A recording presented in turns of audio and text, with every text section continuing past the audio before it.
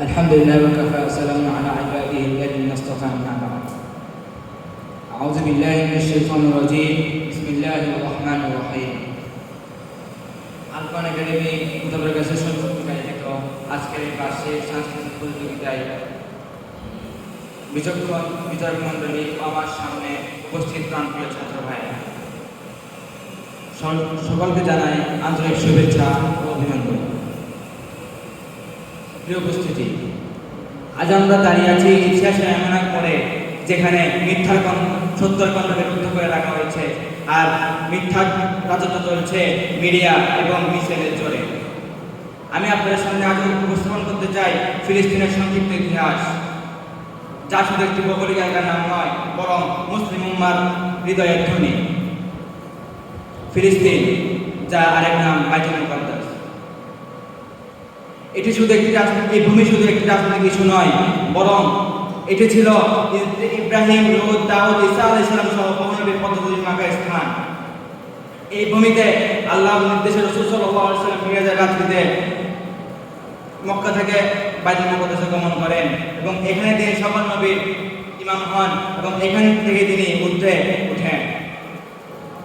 এরপর হযরত ওমর রাদিয়াল্লাহু তাআলা আনহু 637 খ্রিস্টাব্দে এই ফিলিস্তিন বিজয় করেন।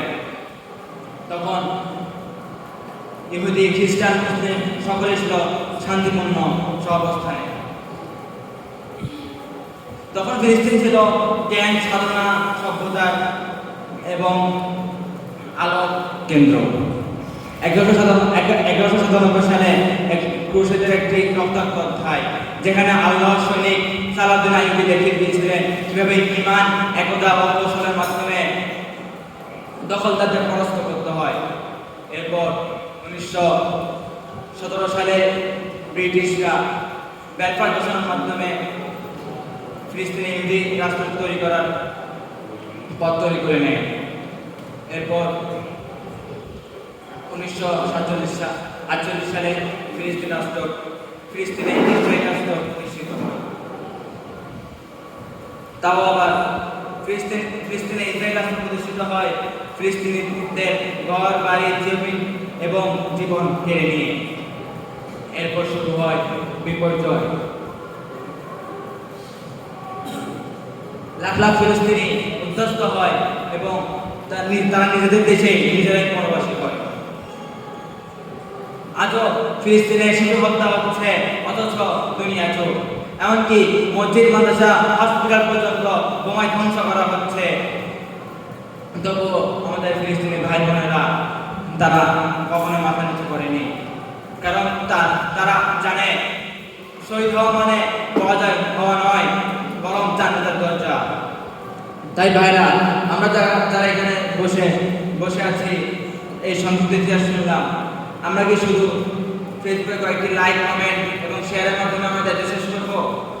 না ভাইরা, আমাদের ফিলিস্তিনি ভাইদের জন্য দরকার অন্তরের গভীর থেকে দোয়া এবং সাধ্যমতো ইসরায়েলের পণ্য বয়কট করা।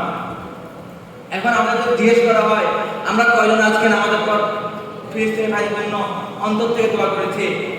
আমার মনে হয় এখানে খুব কম মানুষই হাত তুলতে পারবে। এবং অনেক ভাইরা আছে বয়কটের নাম শুনলে, বয়কটের কথা শুনলে বলে, ভাই আমার একজনের বয়কট দিয়ে কি এমন প্রভাব ফেলবে আমেরিকা, ইসরায়েলে, কি এমন ক্ষতি হবে ওদের।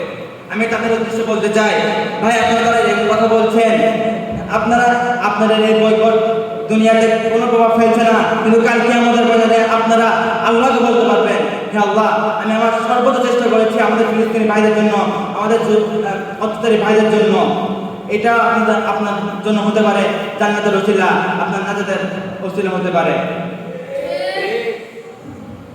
শেষ করে বলতে চাই, ফিলিস্তিন শুধু একটি ভূখণ্ড নয়, এটি হলো ঈমানের পরীক্ষা। ইসরায়েল আছে ট্যাঙ্ক, কিন্তু আমাদের আছে তাকওয়া। তাদের আছে বোমা এবং আমাদের আছে দোয়া। তারা নিতে চায় দখল এবং আমরা রক্ষা করতে চাই পবিত্রতা। প্রিয় ভাইরা আমার, আমি যে কথাগুলো বলেছি এর উপর যেন আমি সর্বপ্রথম আমল করতে পারি, তারপরে আমরা সকলে আমল করতে পারি, এই বলে আমি আমার অবসর বক্তব্য এখানে শেষ করছি। আসসালামু আলাইকুম ওয়া রাহমাতুল্লাহি।